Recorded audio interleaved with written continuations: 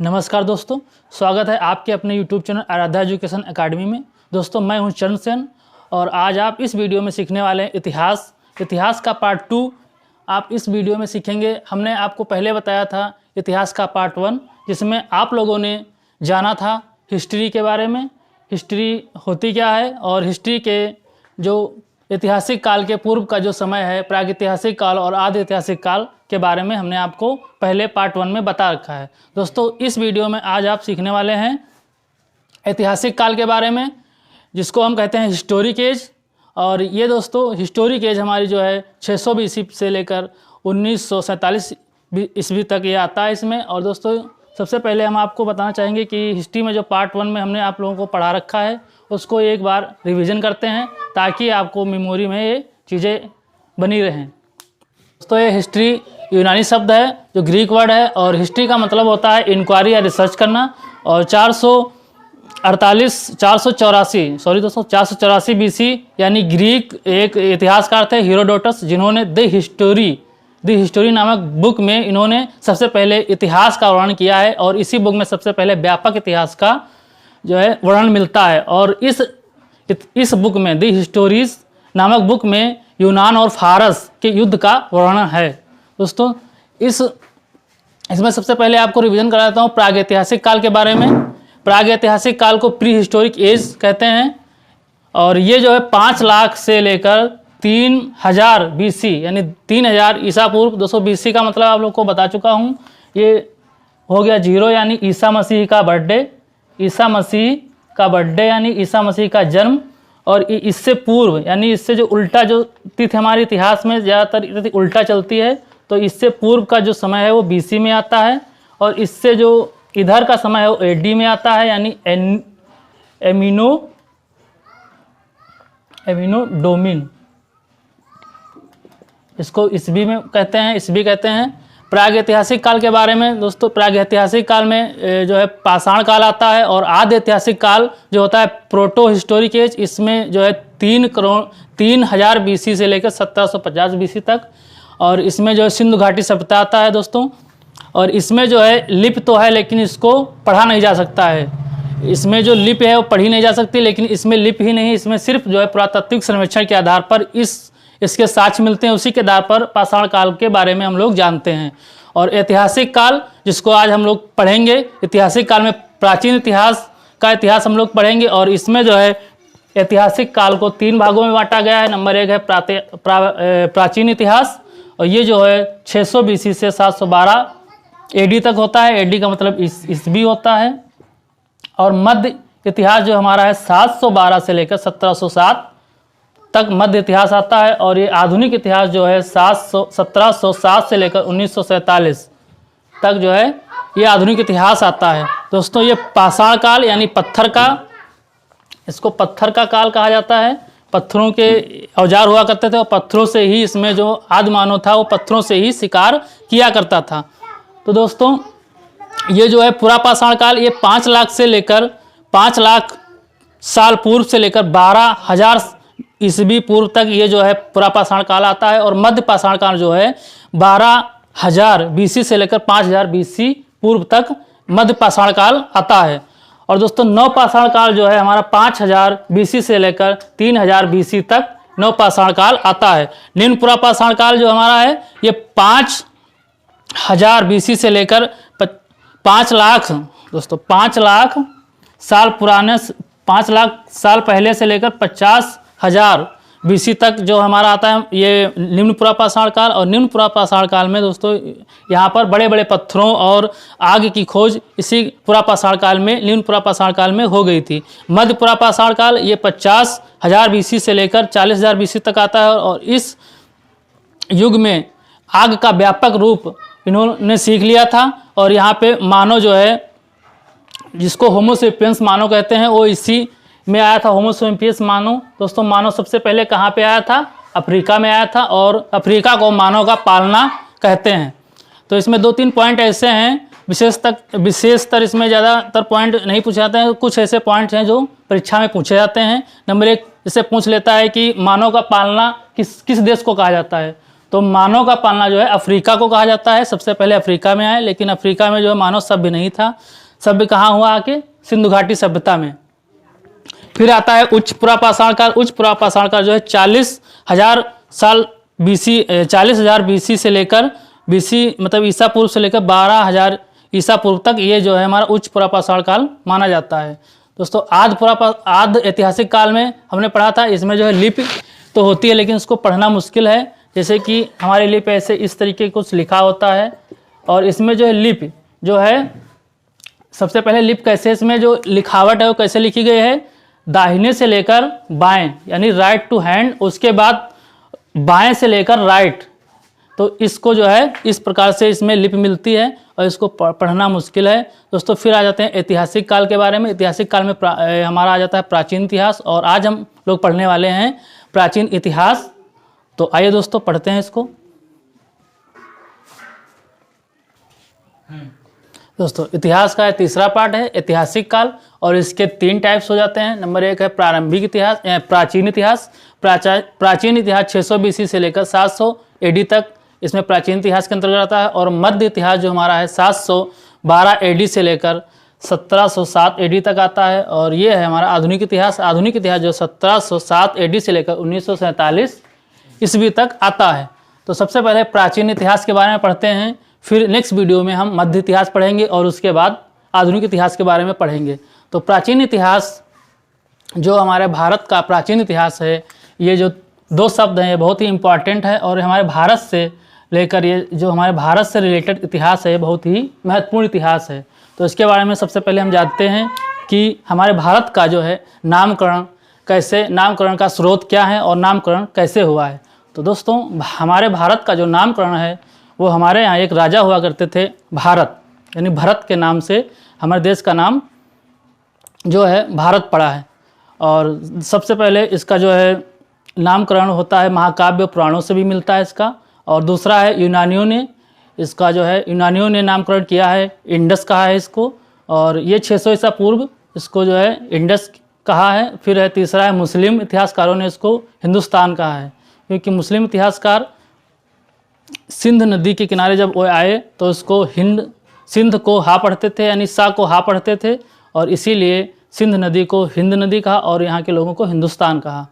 तो और भी इसके जो स्रोत, इतिहास के जानने के जो स्रोत हैं वो कई सारे हैं, जैसे कि धार्मिक और ऐतिहासिक ग्रंथ के बारे में, इससे जो है इतिहास का, हमारे इतिहास का जो है वर्णन मिलता है। तो सबसे पहले पढ़ते हैं धार्मिक और ऐतिहासिक ग्रंथ इसमें आते हैं। धार्मिक और ऐतिहासिक ग्रंथ। तो धार्मिक और ऐतिहासिक ग्रंथ हमारे कौन कौन से हो जाते हैं? नंबर 1 इसमें आ जाता है वेद, फिर आ जाता है पुराण, और फिर आ जाता है उपनिषद,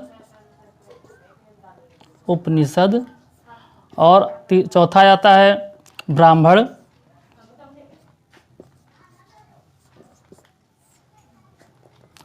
ग्रंथ। और इसमें जो है ब्राह्मण ग्रंथ और वेदांग आ जाते हैं। फिर इसमें आ जाता है स्मृत ग्रंथ। सबसे पहला स्मृत ग्रंथ हमारा कौन सा था? मनुस्मृति, ठीक है। सबसे पुराना इसमें जो वेद है हमारा ऋग्वेद आता है, और फिर उसके बाद इसमें आ जाता है अरण्य। अरण्य क्या होता है? अरण्य ये जो जंगल में बैठकर ऋषियों ने लिखा था, जंगल में बैठकर ऋषियों ने लिखा था इसको। और उसके बाद हमारा आ जाता है बौद्ध साहित्य और जैन साहित्य, बौद्ध साहित्य और इसमें जैन साहित्य आ जाता है। तो दोस्तों सबसे पहले हम पढ़ते हैं इसमें वेद के बारे में। वेद कौन कौन से हमारे होते हैं? 4 प्रमुख वेद हैं। 4 प्रमुख वेद कौन कौन से हैं? नंबर 1 है ऋग्वेद, नंबर 2 है हमारा, दूसरे नंबर पे आता है यजुर्वेद, और तीसरा आता है सामवेद। ऋग्वेद दोस्तों जानते हैं ऋग्वेद के बारे में। ऋग्वेद क्या होता है? इसको वेदा भी कहते हैं, ऋग्वेद या वेदा। और ऋग्वेद हमारा जो है भारत का सब प्राचीन धर्म ग्रंथ है। इसके जो है संकलनकर्ता यानी कंपाइलर कौन थे? महर्षि द्वैपायन वेदव्यास। महर्षि द्वैपायन वेदव्यास इसके संकलनकर्ता थे। और वेदों की संख्या हमारे 4 है। नंबर 1 है ऋग्वेद, सामवेद, यजुर्वेद और अथर्ववेद। तो ऋग्वेद में ऋचाओं के क्रमबद्ध ज्ञान को ऋग्वेद कहा गया है। इसमें ऋग्वेद में 10 मंडल और 1028 सूक्तियाँ तथा 10,462 ऋचाएँ हैं। 10 मंडल, 1028 सूक्त या श्लोक और 10,462 ऋचाएँ इसमें संकलित हैं। तो दोस्तों सबसे पहले इसमें जानते हैं मंडल के बारे में। 10वें मंडल, जो इसमें सारे मंडलों के बारे में हम नहीं पढ़ेंगे, कुछ इंपॉर्टेंट मंडल हैं उनको सबसे पहले जान लेते हैं। उसके बाद फिर हम लोग पढ़ेंगे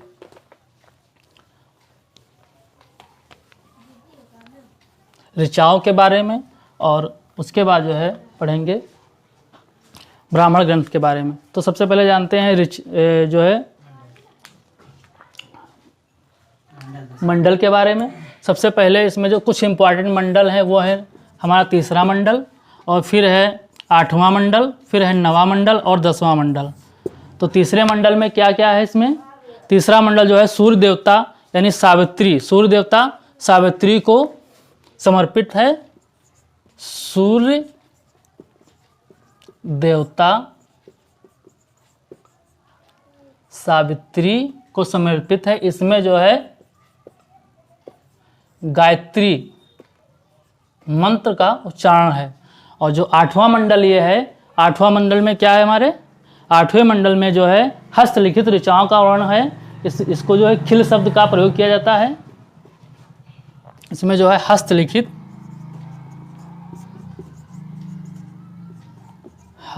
ऋचाओं का वर्णन है। और 9वें मंडल में जो हमारे आ जाता है, 9वें मंडल में सोम देवता को समर्पित है। ये सोम देवता को समर्पित है। और इसी में सोम रस का वर्णन मिलता है। सोम रस क्या होता है दोस्तों? सोम रस वह रस था जब प्राचीन काल में जब युद्ध हुआ करता था, तो युद्ध के मतलब लड़ने के पहले यहाँ के जो लोग थे वो या योद्धा लोग थे जो सोम रस का रसपान किया करते थे। और 10वें मंडल में हमारा आ जाता है, इसमें आ जाता है चातुस्वर्ण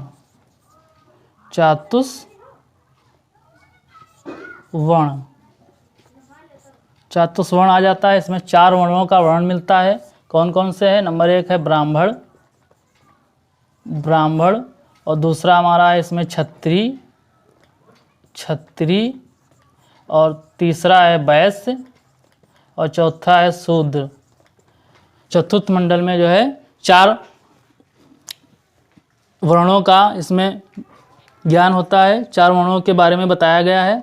और इस वैदिक काल में जो है जात जो था, वो जात का जो आधार था वो कर्म आधार था। यहाँ पे जो है जाति को कर्म के आधार पर था। जैसे कि कर्म आधार का मतलब ये हो गया, जैसे कि ब्राह्मण का जो बेटा है वो ब्राह्मण ही रहेगा, या पंडित का बेटा जो पंडित रहेगा, क्षत्रिय का बेटा जो है वो क्षत्रिय नहीं रहेगा। इसमें यह था जैसे कि क्षत्रिय का जो बेटा है, मान लीजिए वो सेना में है, ठीक है, वो सेना में है और उसने जो है उसका जो बेटा है जो सेना में है, उसका बेटा कहीं पे अगर वो मास्टर बन गया या कहीं टीचर हो गया, तो ये नहीं कि वो क्षत्रिय में आएगा, फिर वो जो है पंडित कहलाएगा, क्योंकि जो ज्ञाता होता था उसको पंडित कहते थे। इसमें जो इसीलिए इसमें जो जात का आधार था वो जन्म था। दोस्तों फिर उत्तर वैदिक काल में यही जो जात का आधार था वो फिर हो जाता है कर्म के आधार पर, यानी जो वहाँ पे आते आते कर्म का आधार बन जाता है। दोस्तों यहाँ तक चतुर्थ वर्ण के बारे में आप लोगों ने जान लिया। और उसके बाद अब जानते हैं इसकी जो है दोस्तों अभी तक आप लोगों ने मंडल के बारे में, और इसके बाद आप लोग जानेंगे जो इसमें ऋचाएँ हैं उसके कुछ इंपॉर्टेंट पॉइंट हैं और उनके बारे में हम लोग जानेंगे। कौन कौन से इंपॉर्टेंट पॉइंट हैं वो मंडल में यही 3-4 पॉइंट हैं जो बार बार परीक्षाओं में पूछे जाते हैं कि 10वां मंडल में क्या है और वहाँ पे जो है जात का आधार क्या था। तो यहाँ पे जात का आधार जो है कर्म था। फिर आ जाते हैं 10,462 यहाँ पे ऋचाएँ मिलती हैं। और इन ऋचाओं में कुछ 3-4 पॉइंट इंपॉर्टेंट हैं। 10,462 जो हैं ये ऋचाएँ मिलती हैं। और इसमें से कुछ इम्पॉर्टेंट ऋचाएँ हैं जो यहाँ पे एक देवता थे, सबसे मेन देवता हुआ करते थे, वो इंद्र देवता हुआ करते थे। और दूसरे नंबर पे यहाँ पे जो है अग्नि देवता हुआ करते थे। तो इंद्र देवता को जो है सबसे ज़्यादा ऋचाएँ इंद्र देवता को समर्पित हैं। इसमें कितनी ऋचाएँ हैं? तो इसमें 250 ऋचाएँ इंद्र देवता के लिए समर्पित हैं और अग्नि देवता के लिए जो है 200 ऋचाएँ हैं। तो इसमें 1-2 ही पॉइंट यही हैं जो इसमें पूछे जाते हैं ज़्यादातर कि इंद्र देवता को कितनी ऋचाएँ समर्पित हैं, 250, और अग्नि देवता को लगभग 200 ऋचाएँ समर्पित हैं। ठीक है, पहले पढ़ने वाले ऋषि को इसमें जो है होत्र कहा जाता था। इन ऋचाओं को पढ़ने वाले ऋषि को होत्र कहा जाता था, होत्र कहा जाता था। बस इसमें जो है यही 4 पॉइंट हैं जो पूछे जाते हैं कि इसमें कितनी टोटल ऋचाएँ हैं। तो 10,462 ऋचाएँ हैं। और इसमें जो है इंद्र देवता को कितनी ऋचाएँ समर्पित हैं? तो 250 ऋचाएँ समर्पित हैं। फिर उसके बाद इसमें जो है अग्नि देवता को कितनी ऋचाएँ समर्पित हैं? तो 200 है। ठीक है, और इसमें जो है ऋचाओं को पढ़ने वाले को क्या कहा जाता है? तो होत्र कहा जाता है। ठीक है, इसके बारे में हम लोग पढ़ते हैं सामवेद। सामवेद में क्या क्या इंपॉर्टेंट पॉइंट हैं आइए जानते हैं दोस्तों। नंबर 2 है इसमें सामवेद। सामवेद, सामवेद ये जो है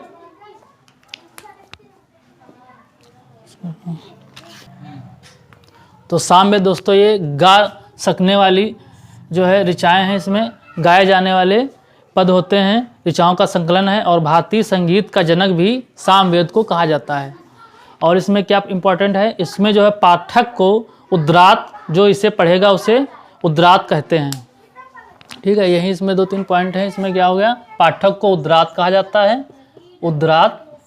और इसमें जो है जो ये है इस संगीत का ये जनक कहा जाता है। सामवेद संगीत का जनक, संगीत का जनक। ठीक है, तीसरा हमारा आ जाता है नंबर 1 कौन था हमारा? नंबर 1 था ऋग्वेद।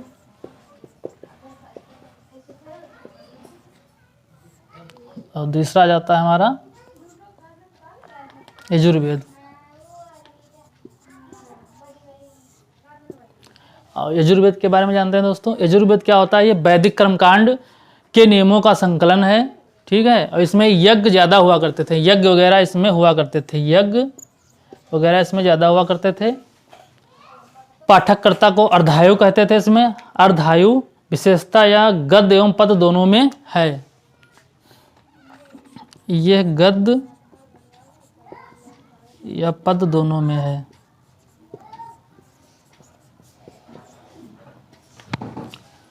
इसके बाद हम लोग जानते हैं दोस्तों अथर्ववेद। और अथर्ववेद ये सबसे जो है प्राचीन वेद है।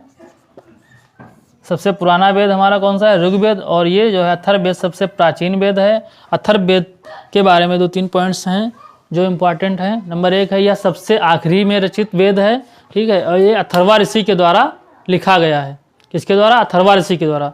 इसमें क्या क्या जानकारियाँ मिलती हैं? इसमें जैसे शादी विवाह, यानी ये जो है मनुष्य सामाजिकता से रिलेटेड वेद है। इसमें मनुष्य से रिलेटेड जो है सारी जो है जानकारियाँ मिलती हैं। जैसे रोग निवारक तंत्र मंत्र, ठीक है, जादू टोना इसी में आ जाता है। समान मनुष्यों के विचार विश्वास और अधोविश्वास इसी में आ जाता है। कन्याओं के जन्म की निंदा इसी में की गई है। ये जो है इसमें कन्याओं के जन्म की निंदा की गई है। कन्याओं के जन्म की निंदा इसी में की गई है। दोस्तों एक इसमें पॉइंट जो है बहुत ही इंपॉर्टेंट है कि अथर्ववेद में क्या है? कन्याओं के जन्म की निंदा की गई है। और इसमें एक जो है उपनिषद होता है मैत्रेयी उपनिषद। इसमें जो है कहा गया है कि स्त्रियां जो है मनुष्य का तीसरा दोष हैं। तो अभी आगे बताएंगे आप लोगों को। लेकिन इसमें जो अथर्ववेद में है इसमें कन्याओं के जन्म की निंदा की गई है। और इसके बाद दोस्तों हम लोग जानते हैं वेदांग। जो वेदांग हमारे हैं उनके बारे में जानते हैं। वेदांग क्या हमारे होते थे? वेदांग जो होते थे वेदों को समझने के लिए लिखे गए वेद हैं। और वेदांगों की संख्या कितनी है? 6 है।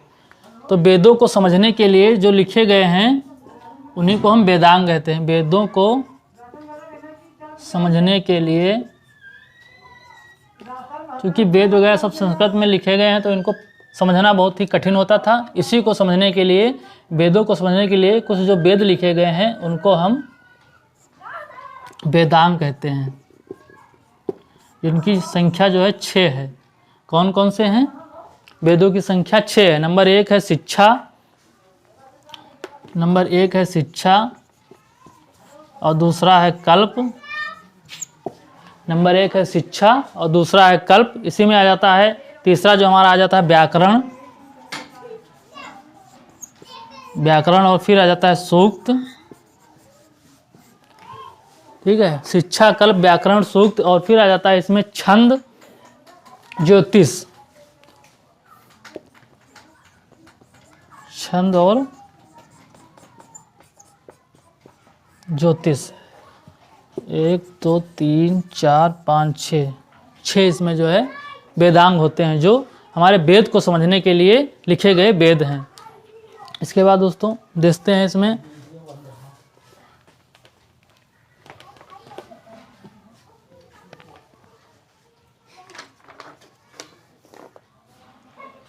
उसके बाद दोस्तों हम पढ़ते हैं पुराण के बारे में। पुराणों की संख्या जो है 18 मानी गई है। वैदिक काल में पुराणों की संख्या 18 मानी गई है। ठीक है, और इसके जो रचयिता थे वो लोमहर्ष और उसके पुत्र उग्रसवा के द्वारा लिखा गया है। लोमहर्ष और उसके पुत्र उग्रसवा के द्वारा लिखा गया है। पुराणों को जो है पढ़ने की किसको अनुमति नहीं थी? पुराणों को शूद्र और स्त्रियों को पढ़ने की अनुमति नहीं थी, सिर्फ जो है इसको सुनने की अनुमति थी, लेकिन पढ़ने और जो है पढ़ने की इसमें अनुमति नहीं थी। स्त्रियों और शूद्र को पढ़ने की अनुमति नहीं थी। और इसके पाठक को क्या कहा जाता था? इसके पाठक को पुजारी कहा जाता था, यानी इसको पढ़ने वाले को पुजारी कहा जाता था। ऋग्वेद को पढ़ने वाले, यानी वेद को पढ़ने वाले को क्या जाता था? वो गोत्र कहा जाता था, यानी होत्र। और इसमें जो है पुराण को पढ़ने वाले को पाठक या पुजारी कहा जाता था। ठीक है, ये संख्या जो है, इसकी संख्या 18 थी। इसमें कुछ जो है इम्पॉर्टेंट है जो पुराण है, वो है मत्स्य पुराण, मत्स्य पुराण, और दूसरा इसमें आ जाता है मत्स्य पुराण। या किससे रिलेटेड है? जो ये है हमारा भगवान विष्णु से संबंधित पुराण है। दूसरा फिर इसमें आ जाता है विष्णु पुराण और वायु पुराण, विष्णु पुराण, विष्णु पुराण, और तीसरा आ जाता है वायु पुराण, और चौथा हमारा जो इम्पोर्टेंट पुराण है वो है भगवत पुराण, भगवत पुराण। 4 इसमें मेन पुराण है। और इसके बाद दोस्तों हम जानते हैं इसमें ब्राह्मण ग्रंथ के बारे में।